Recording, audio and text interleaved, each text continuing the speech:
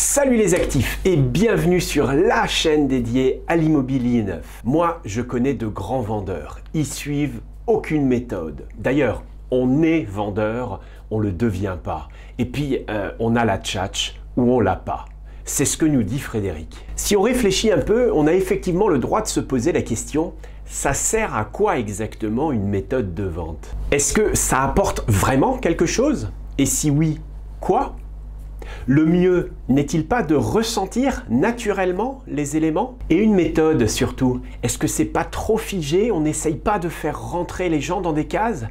Eh bien, on y répond tout de suite dans cette vidéo.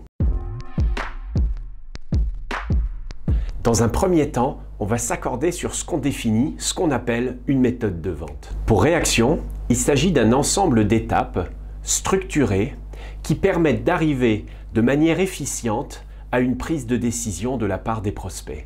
Mais peut-être que certains d'entre vous voient cela comme un texte à réciter par cœur, sans aucune place à l'adaptation, pas un seul écart ne serait permis. Soyez rassurés, pas chez Réaction.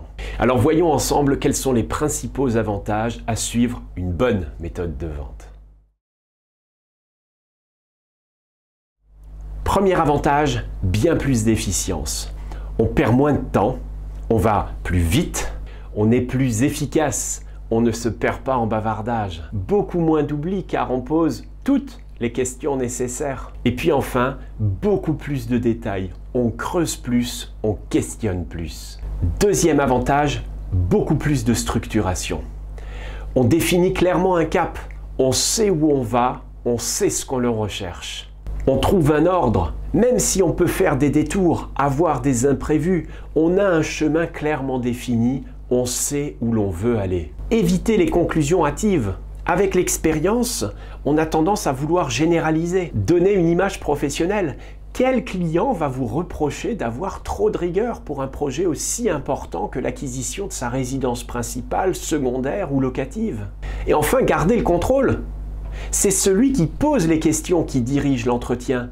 Si c'est le client qui pose les questions, il vous mettra en difficulté. Si c'est vous qui les posez, vous gardez le contrôle. Troisième point, on est davantage rassuré. On évite l'improvisation qui donnerait au client la négative impression que vous ne maîtrisez pas votre sujet. On va lisser les méformes. Vous, moi, tout le monde a des jours sans, commence un rendez-vous juste après l'annonce d'une mauvaise nouvelle.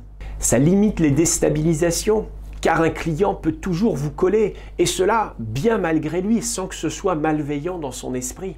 Se sécuriser soi-même et son client. Combien de R1 s'arrêtent tout simplement parce que le client ne le sent pas? Cela veut dire qu'il va prendre sa décision exclusivement sur un ressenti.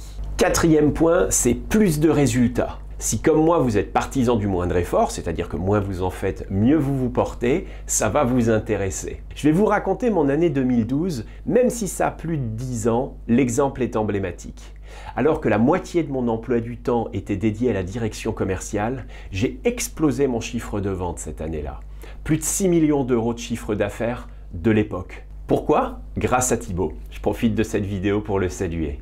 Alors qu'a fait Thibaut? Eh bien, il était tout simplement avec moi, en tant qu'apprenti, en tant que stagiaire. Et j'ai dû, durant cette année, être exemplaire. Appliquer une méthode claire, nette et structurée. Bizarrement, les résultats étaient là. Ça permet également de réduire les pertes, surtout dans une période où le contact est rare. Mal classer son prospect, c'est prendre le risque de perdre un contact qui aurait pu aller au bout. Mais c'est également prendre le risque d'emmener un contact à l'avant-projet alors qu'il ne le méritait pas. Et enfin, c'est pour être centré client. Parce qu'on n'achète jamais un produit pour ses caractéristiques techniques, mais exclusivement pour les bénéfices qui en découlent. Une méthode centrée client vous permettra de découvrir les bénéfices que votre client souhaite retrouver. En conclusion, pour Réaction, la meilleure méthode est celle qui s'adapte à son client et qui respecte la personnalité de son vendeur. Voilà pourquoi la méthode du cabinet vous permet de choisir l'ordre de la découverte. Une seule chose doit maintenant faire consensus, un bon vendeur sera encore meilleur s'il adopte une méthode de vente structurée, adaptée à son client et à son produit. Voilà, c'est tout pour aujourd'hui. Merci pour votre attention. On n'oublie pas les questions, les commentaires en bas. On s'abonne pour être averti de la prochaine vidéo, en général le 15 du mois. Et puis moi, bien entendu, je vous dis à très vite. Bye bye.